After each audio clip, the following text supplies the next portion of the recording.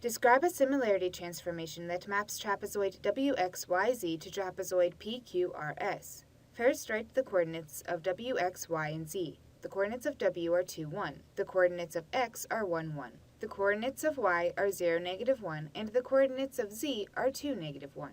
Next, write the coordinates of P, Q, R, and S. The coordinates of P are 4, -2. The coordinates of Q are 2, -2.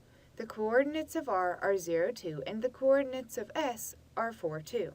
Notice that trapezoid PQRS is about twice as large as trapezoid WXYZ, so you can dilate trapezoid WXYZ with a scale factor of 2.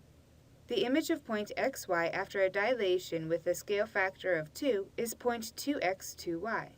2 times 2 is 4, and 2 times 1 is 2, so point W21 is mapped to point W'42. Similarly, point x11 is mapped to point x'22, point y0, -1 is mapped to point y'0, -2, and point z2, -1 is mapped to point z'4, -2.